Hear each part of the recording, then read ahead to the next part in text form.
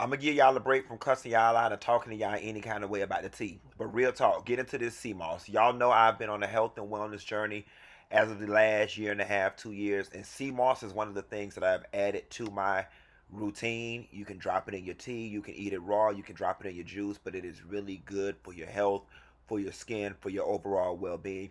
Drop down in the description box. Click the link to purchase this product. Try it for yourself. I'm telling you, it really will change the way you look and feel.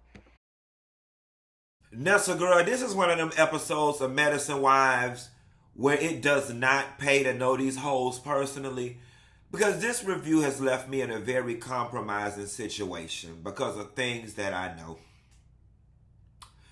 Y'all want to talk about it? I ain't got no choice but to talk about it. Here you go.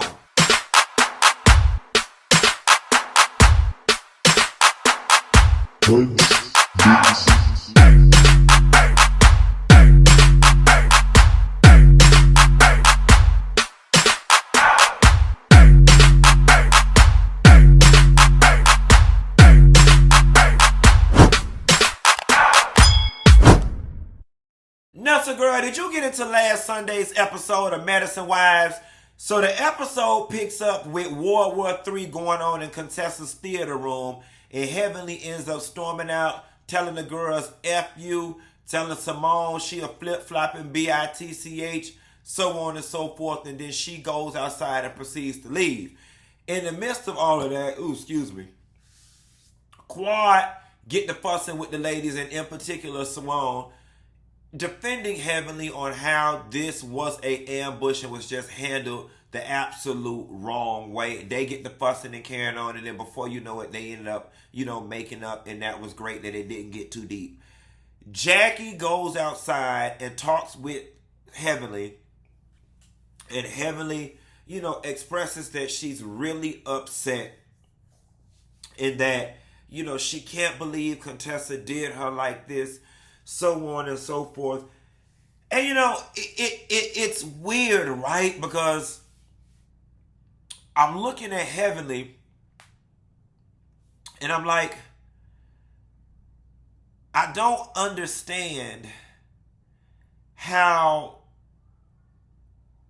you're able to be so hurt and upset and expect people to understand why you're hurt and upset, but yet you seem to have no earthly idea why these people are hurt and upset, and you keep clinging to this, well, I haven't said anything that's not already out there, and you put your own business out there, I'm just discussing it.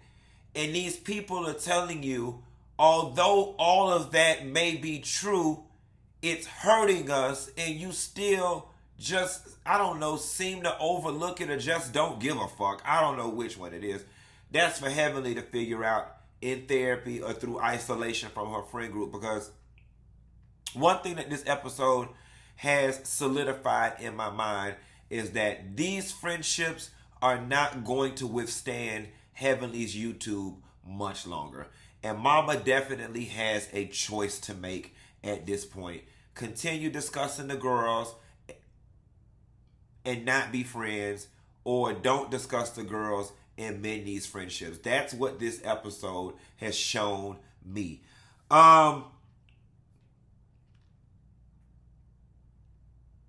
Quad poses an interesting question while she's down in the theater room, and she says, why does Heavenly continue to sacrifice her friends? And it's a very valid question. I've said it in my last two videos. At the point in which people have expressed that this is bothering them, why do you keep doing it? And then you say you want to be these people's friends. Like I said in previous videos, I told Heavenly last year and the year before last, you cannot be friends with the girls and critique the girls. But Heavenly's made her choice. Toyah visits Simone down to the doctor's office. Now, you know what? I have an issue with Toyah, because Toyah says or wants to blame Anila for the demise of the energy in the room. And fact of the matter is, Toyah, Simone, and Contessa, y'all conspired to do some foul shit. All right. And because Anila blew up the spot, now all of a sudden you got an attitude with Anila. Anila did exactly what she was supposed to do, which was blurt out, girl, you about to be set up, or girl, you about to be ambushed. That's what a friend does. That scene also helped me better realize why Heavenly is so hurt and upset. It goes without saying that Simone don't like Heavenly based on the tiff they had fighting over Jackie. And it goes without saying Toyah don't like Heavenly for whatever beef they've had in the past.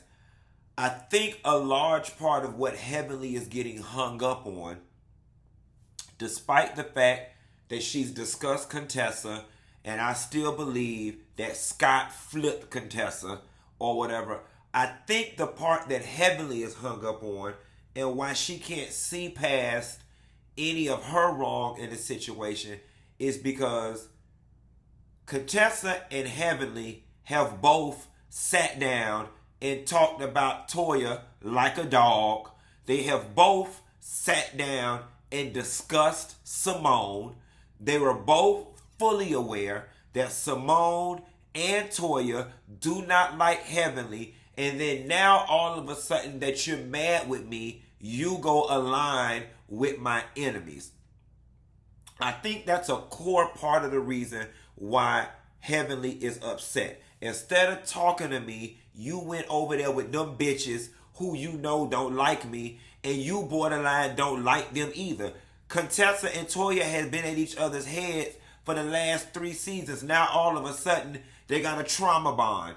And the trauma bond is Heavenly, because I can assure you Contessa has not magically gained any respect for Toyah, Toyah's finances, or Toyah's intellect. They are all over there bonding under hatred of Heavenly, and that's just true tea. Now, Heavenly meets with Anila. And here's where things get complicated. Here's where things get complicated for me. Heavenly meets with Anila, and Anila says, Quad is not mad at you about XYZ jokes. Quad is mad with you about saying she sleeps with married men. Now, let's take a moment and pause here. The married men wound has been a wound for Quad way back when Mariah accused Quad of sleeping with her sister husband. So from that moment on, that has been a sore spot for Quad. Then there was somewhere along the lines where Heavenly made some jokes throughout the years about Quad sleeping with married men. So that's dagger number 2. Now dagger number 3, and where I'm sitting here side-eyeing Heavenly and trying to figure out why on God's green earth would she do this. I'm going to give y'all some behind the scenes tea. All right. Now there is some drama going on in Quad's real life and in Atlanta amongst a small circle of people where Quad has been accused of sleeping with somebody's husband, one of her friends' husband. Okay? Select few people know that.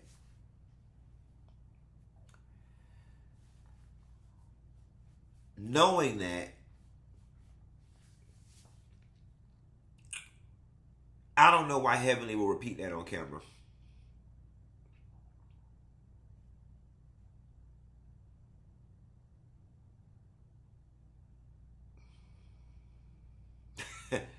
I just don't know why Heavenly would do that. And I think sometimes Dr. Heavenly gets caught up in, well, it's the truth. Well, it's already out there. And yes, it is already out there. It is. But to repeat it, help substantiate it, help perpetuate it,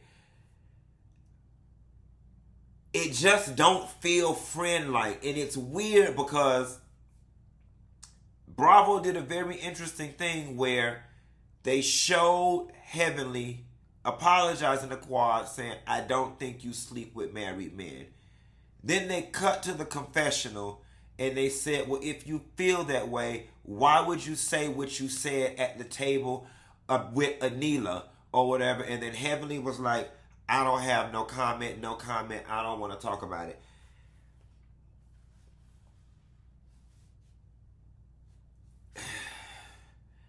Heavenly, it just ain't looking good. It just, I'm just keeping it 100% real. It's just looking like you have an issue with self-control in your mouth. It's just not looking good. And I don't know, I think sometimes as friends, it's our jobs to protect our friends. And so just because I know a piece of tea about somebody, if this person is supposed to be my friend, I'm not going to damn say it on camera. That's just me. That's just the way my loyalty and my integrity is set up. I'm just not going to do it.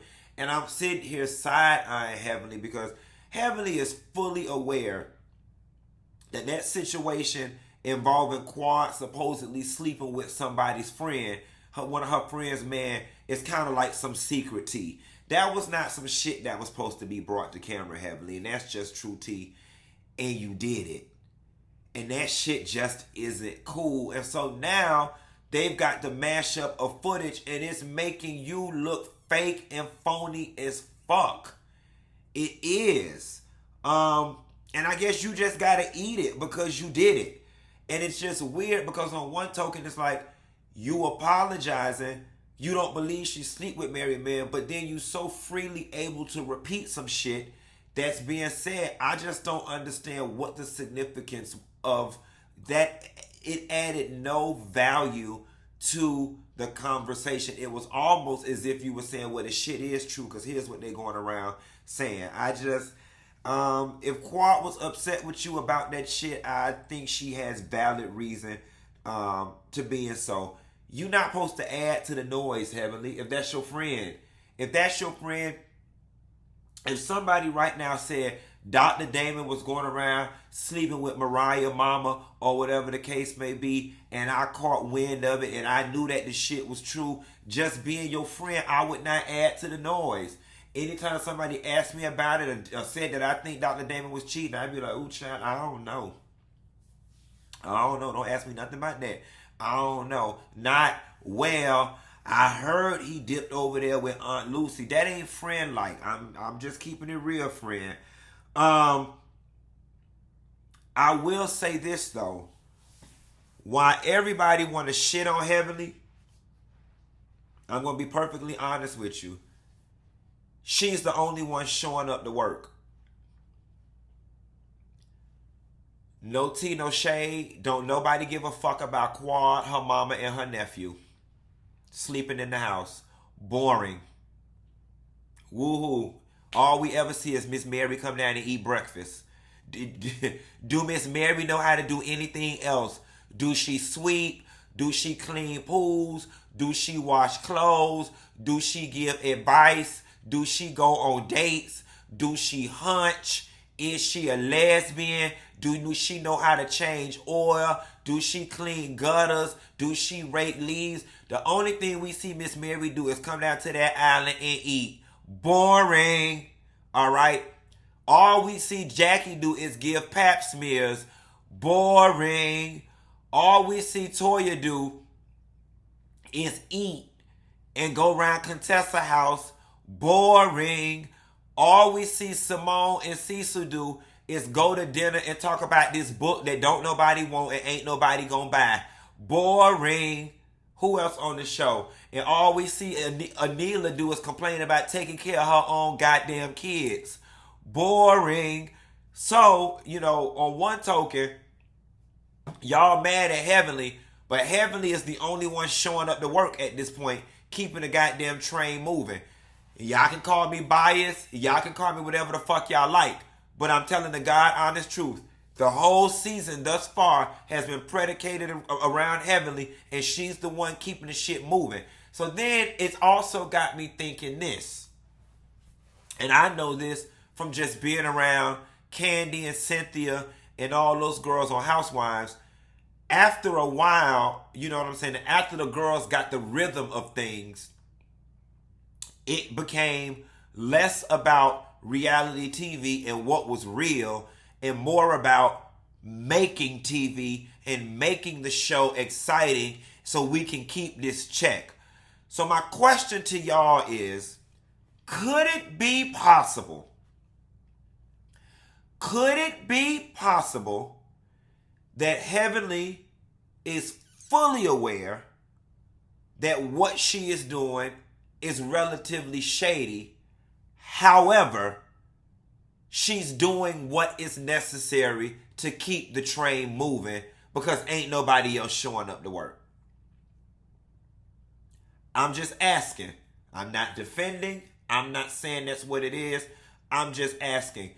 But to the other medicine wives, I'm being perfectly honest with y'all. Y'all hoes ain't showing up to work. Y'all are bringing absolutely nothing at this point. Cecil and Simone, nobody cares about that damn book. All right? Quad, you have absolutely nothing going on this season thus far. All right? We tired of seeing your mama come downstairs like Judy from Family Matters and eat. Okay? Your family, moving your family in has added zero value to your storyline and the show as of yet. Woohoo! You dropped Mason off at the bus stop, and once again, Miss Mary came down and eat. Okay? Can she have a glass of a cup of coffee the next day? And listen, I hate to keep making jokes about it, but y'all look at it. Every episode they show Miss Mary, she coming down, leaning over that goddamn island, and she eating out a bowl. Quiet as it's kept, I think it's the same white damn bowl. I think every time Miss Mary film a scene, she just puts saran wrap back on the bowl and put that bitch back in the refrigerator for the next time it's time for her to film. Or whatever. So, at this point, honestly and truthfully, if it wasn't for Heavenly, despite that I don't agree with the shit that she doing, y'all really wouldn't have no show at this point. And that's just true tea. Anila gets on the FaceTime and start complaining to her mama about being a mama. Anila, you one sorry bitch. You one of the sorriest bitches I don't ever met my whole goddamn life. You got every resource at your goddamn disposal and you find a way to complain about being a damn mama and a wife. How about you make up with Toyah and go ask Toyah how she do it? Because Toyah been on this thing for 9 seasons and Toyah ain't never once complained about taking care of her children's, okay? And taking care of her house. Okay? How about you go talk to Contessa and Scott? They both work and work for real. Anila, you don't even work for real, okay? You just do a little yang around the house. Like I said, blogging is the most flexible job on the planet. How do I know? I've been doing it for 13 years, all right? You do now, in a perfect world, you would work it like it's a 9 to 5, but you don't have to, girl. You could work it like it's a 5 to 10 or a 6 to 11. You could put them damn kids to bed early and work it from 8 to 3 or 8 to 6 and sleep while they at school. You got the flexibility of doing it however, whenever you want to. All right? You put all that damn work on Miss Gomez. That's why she abandoned y'all ass with 2 weeks notice. Miss Gomez said she was tired of this shit. She's sitting around here mopping and cleaning and taking care of them damn kids, and you laid up in the bed with your feet up. While Miss Gomez said, not me, girl. Okay, Miss Gomez got the hell up out of Dodge. She said there was no amount of money that you was going to pay her for her to sit up there and watch you be a sorry-ass woman who complained about taking care of her own damn kids and doing her own damn laundry. Anila, what in the hell did you think women's did before you was born? Or before you got married to Kiran? You talking about doing the laundry. I'm a single person with no kids. I put that shit in the garbage bag and I carry it to the washing fold, bitch. Because I don't feel like doing laundry. Put that shit in a garbage bag. Or matter of fact, Sudsies will come pick that shit up from your front door. Sat that shit outside like garbage and let Sutsies come pick it up. Sign up for a meal prep program and let them drop them damn meals off. Fresh Apron or Apron Fresh or whatever the case may be. Girl, you got money. You got money. And money buys convenience, baby. So what is you in there complaining for?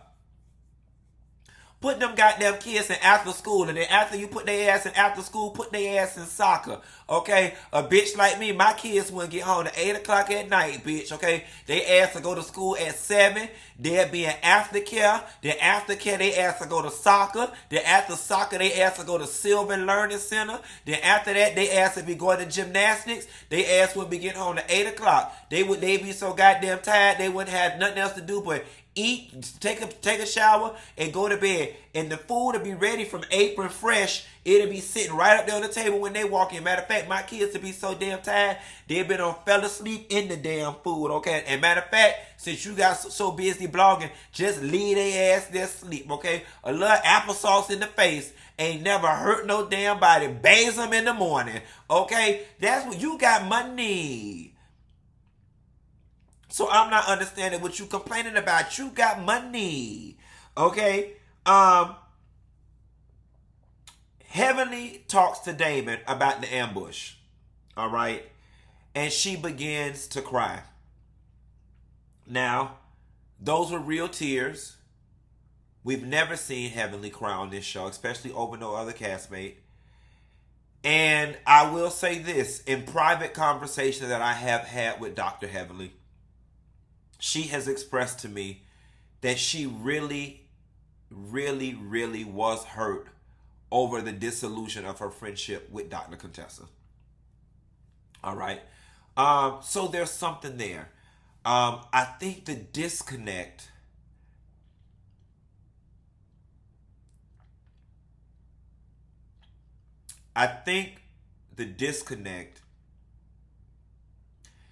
is Heavenly's reluctance to accept the fact that some of the things she says on her YouTube just violate friend code, period.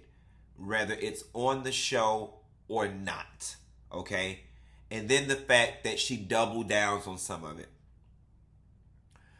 I also think Contessa has caused a lot of confusion for the fact that Contessa has saw those videos, had no problem with them at the time because she was on the outs with Scott. So she low-key co-signed the shit that Heavenly was saying because it was the shit that she was thinking but was unable to say or unwilling to say. Contessa has appeared on Dr. Heavenly's YouTube after she's made those videos and seemed to not have had a problem. Now, all of a sudden, you and Scott are doing better. Not only are you now mad at me about some shit you've been seeing, you went over there and formed an alliance with my enemies. All right? I think if they both sit down and just go through the chronological order of things and just be honest, they can get back on proper footing. Because I will say this, Contessa, it is confusing and you are wrong as fuck to retroactively get mad at some shit and then mad at the magnitude in which you're mad at. All right? And I always say you can't do wrong to a motherfucker and tell them how mad to get, but bitch, you can tell them when they should get mad about it, all right? And you should be mad about it when the shit happened, not after your husband get in your ear and y'all back on good terms. Because when y'all last was on bad terms, you low-key liked the shit that was coming out of Heavenly mouth because it was how you feeling. Now that your husband licking you from your rooter to your tutor again and y'all back in love, now all of a sudden you see the shit for what it is and it looks fucked up. It was always fucked up. But when you was mad with his ass, you didn't mind it. And that's not fair either. Heavenly was wrong, but what you did is not fair either. And that's just the God honest truth. So there's enough guilt and blame to pass around for everybody in this situation. And I'm not going to lie. I'm one of those people, if you mad with me, be mad with me. But don't go recruiting bitches to form an amen corner to be mad with me. Contessa, you didn't like Toyah. You ain't get along with Toyah for seasons on end. All right? And you could take or leave Simone. But because now they mad with Heavenly and you mad with Heavenly, you decide to fly your ass over there and form an alliance with them. And that's part of why Heavenly is upset. And she has a reason to be upset because of that. So listen, there is enough confusion to go around for everybody. And I think if y'all sit down and talk about it, and I think it probably would require Jackie to be the mediator and to really lay the shit out on the line, that y'all could get past it and get back to the friendship that y'all once had. But I said it before and I said it again. If Heavenly wants to be friends with the girls, she gonna have to stop critiquing the girls. There's just no way around it. And I know y'all in my comments, a lot of y'all bring up Candy and Candy speak on it. I don't watch a lot of Candy speak on it. I catch bits and pieces here. But from what I've been able to ascertain thus far, Candy speaks more about the show, some of the behind the scenes stuff, and she fills in the gaps. I think if Heavenly did that, it would be fine. But Heavenly puts her own personal opinion on top of people's situations. Then she expects to go to Cheesecake Factory and sit down and eat with these people. And that's just not how this works. That's not how any of this works. Dr. Damon told, and here's the other thing. You got so many people around Heavenly telling her the same damn thing. Even Dr. Damon said, Heavenly, you say these things about the girls and you can't take them back. And you can't. So for the life of me, I just don't understand why Heavenly is so hell-bent on discussing this. YouTube is the wild, wild west of the internet. First of all, I don't understand why you voluntarily want to bring this level of stress into your life. Me personally. If something was bringing me this much stress, I honestly would let it go and not double down on it. Obviously, Heavenly, this is bringing you a lot of stress and you continue to do it. But you a grown-ass woman. You got your reasons. It fulfills some need of yours. And I think if Dr. Heavenly identifies the need that this shit fulfills and fixes that, she'd be able to move on from clinging to having her to report on this damn show. Because for me, I just don't think the juice is worth the squeeze. Not with all the drama that it's caused. I want to bring up another point. Some of y'all put in the comments, well, Q, how you gonna tell Heavenly she can't critique the girls and be friends with them, but you talk about them and you friends with them? Here's the difference. They met me this way. They met me this way. I was already critiquing the girls before I ever knew them. All right? And they had the choice rather to enter into a friendship contract with me or not. That's the difference. They met Heavenly as a dentist and as a homegirl, and then all of a sudden she started critiquing the girls. So our situations are different. They had the choice to befriend me, knowing that this is what I do. I have the right to say, I'm not stopping doing what I'm doing because I've been doing this before I met them. As a matter of fact, it's because of this that I know them. So that's the difference between what I do and what Heavenly is doing. Anyway, moving right along to the Halloween party. They get to the Halloween party. That Halloween party was very telling. All right.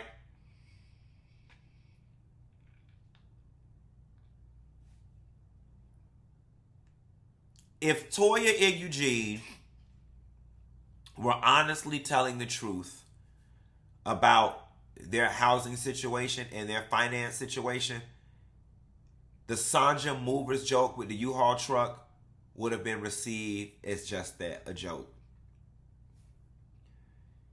Eugene's reaction and Toya's reaction is evidentiary of the fact that y'all moved out of that house not because you wanted to, but because you had to. The story that Toya was circulating off camera was that the houses in the area were going up in value and they was able to make $1 million in selling the house. That's bullshit. It's bullshit. Because if that was the God honest truth, you would be proud of your move and you would be celebrating your move. The way Eugene got upset about that moving joke, that struck a nerve with him. Because y'all finances is fucked up and y'all keep going out getting into these large ass homes. First of all, you know what, Eugene, you stupid as hell, all right? Because you're supposed to be the man of the goddamn house and you keep letting Toya and her desires fuck y'all up and fuck up the family. Y'all have been moving since the show started. A hard head make a soft ass. At what point are either one of y'all dodo brains going to realize that this pursuit of living in the largest, biggest, most luxurious house in Atlanta is keeping y'all in trouble? Y'all need to go to therapy, particularly Toya, and get a grasp on why that is such a major need of y'all's. Why is it? Listen, Atlanta is the hope and the dream of the slave. Black people are doing extremely well in Atlanta. There are plenty of homes that y'all can move into that give equally as amount of ooh and ah and luxury without going over budget at the top end of y'all budget, requiring Eugene to work all these different jobs. Y'all got liens from the builder. Y'all got the shit don't hit the fan. Y'all got all type of liens and shit on y'all other damn house, and it's like y'all keep your taxes was backed up. Why do y'all insist on making the same damn mistakes over and over and over again? The definition of insanity is doing the same thing expecting a different result. Playing in the $1.2 to $2.2 million area ain't work for y'all. It's not working for y'all. Go get y'all a nice $1 million home and sit down somewhere.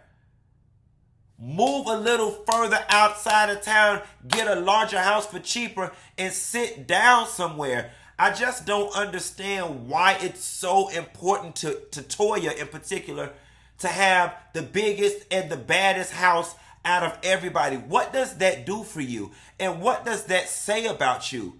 That your existence, your esteem, your self-worth is rooted in having the biggest house. Okay, now you got the biggest house. Now what? You got the biggest house and the biggest debt and the biggest husband and the biggest stressed out husband, and you stressed out, and then every fucking 60 days y'all worried about if the sheriff finna come put a damn get out notice on the damn door. What are y'all doing? What are y'all doing? And I'm not saying this from a place of going in and letting half on y'all. I'm just saying this. And I'm friendly with Toya. I've hung out with Toya several times. We've been in the same places. I wouldn't say we're friends. I'm saying this out of genuine concern. Like, you gotta dig deep and figure out why does it mean so much to you to have the biggest house on the land. And ain't none of them hoes you trying to outdo or impress helping y'all pay y'all bills. And that's apparent, because if they were, y'all ass wouldn't keep having to move. Eugene, you mad with Kiran, but it's misplaced anger. Yes, it was a shady ass joke. Yes, Kiran probably should have stayed out of it. Let the women throw the shade. Kiran, you've introduced a new dynamic to the friend group. The men normally stay out of it. They have their own little brotherhood or whatever the case may be, and now you made yourself a part of it. You know, part of that could be Karen don't understand the lay of the land. Karen's a different culture. Or Karen just don't give a shit. I don't know which one. But Eugene, you're not being honest. You're not being honest. Your anger is not 100% rooted in Karen's joke. It's rooted in embarrassment and the poor decisions that you and Toyah continue to make about your finances. Because again, if y'all were excited about y'all move, if y'all move was positive, and if each time y'all moved is because y'all was flipping houses and coming up, then you would have laughed. It would have been funny. And as a matter of fact, the joke would have been on Anila and Kiran. Because your response would have been, why y'all trying to be funny? We got $4 million in the bank from flipping 2 houses. Get into it. But your response was one of shame, embarrassment, and hurt. Because he kicked you while you're down. You and Toyah are down right now.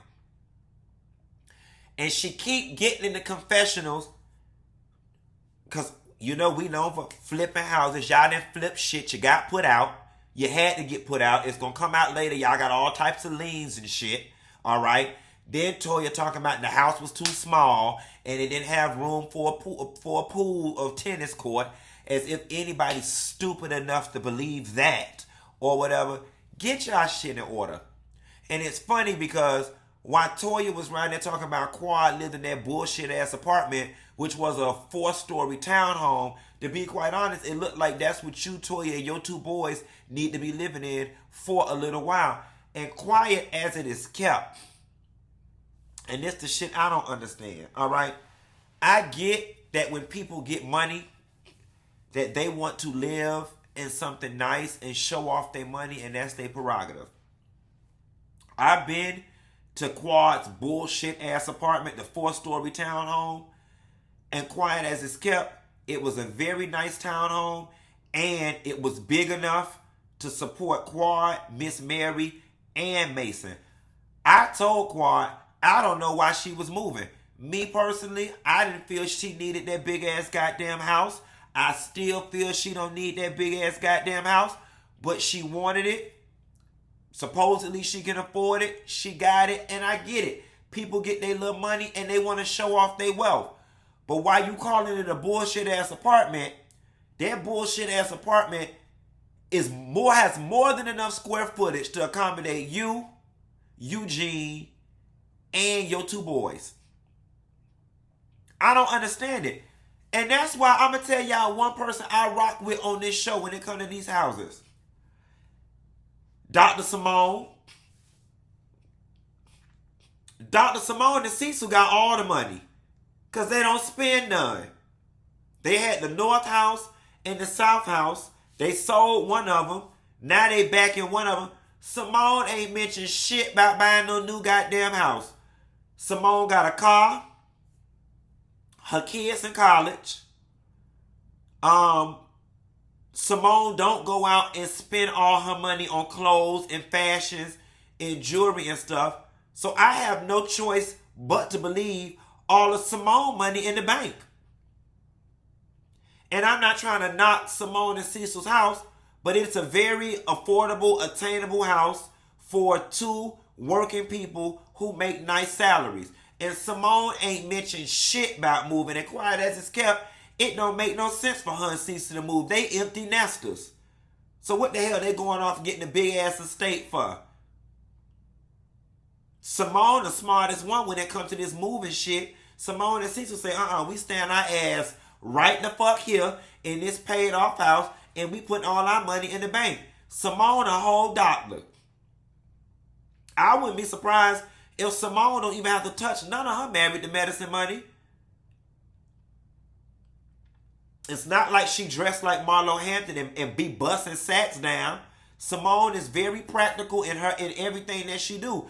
It's Simone that got all the money. You watch and see. The rest of the girls spending their money Simone got all her money in the bank. I wouldn't be surprised if Simone and Cecil live off of Simone, Dr. Sally, and her real estate money. And she might tap a little bit into her Married to Medicine money. But Simone don't spend no money. When she bought a car, that ain't nothing.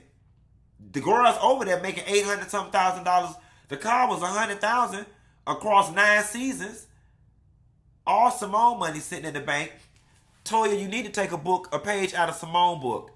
And you need to provide them kids some damn stability. I bet none of Toyah kids know their goddamn address. Because every goddamn 6 months they got to learn a new one. Okay? Or their phone number for that matter. Unless y'all transfer a line. Well, people don't have house phone numbers no more. So that's obsolete. And lastly, Kiran shows up to the axe throwing thing. And he double downs on it being a joke. You know, Kiran, that was your opportunity. You were being an asshole in that moment, Kiran. Like, Kiran, and I'm a firm believer, Kiran, you are of above average intellect. Okay? You are a doctor. You are a very specialized doctor. I think you do like plastic surgery of the eyes or something, ocular something or another. You are of above average intellect. You know right from wrong. You know when you did some fucked up shit. You are not that socially awkward or that lack that much self-awareness that you couldn't have walked in that space and just fucking apologize to Eugene for the sake of keeping peace. Like, it's all right. Like, listen, y'all, as adults, it's about diplomacy. It's about diplomacy. When trying to keep friend groups together, it's about diplomacy. And you know what? Now that I think about it, that's what applies to Kiran and Heavenly. All right? It's about diplomacy. Okay? Yes, everybody's saying it. Yes, it's on the show. Yes, it's out there in real life. Yes, it's the truth. But does it help the friend group move forward by saying it? Or is it just better if I shut the fuck up and be diplomatic? And that's what Kiran lacked in that situation. Diplomacy. Yeah, you thought it was funny, but damn, was it that important to you to have to say it? To further jug in the wound? And to further divide the friend group? Or could you just have said, my bad, then talked about his ass behind his back when you got home with your wife? Key word for the day, children, diplomacy. That's all I got. Ain't got no more. Y'all be sure to like and subscribe, and I'll call y'all later. Bye.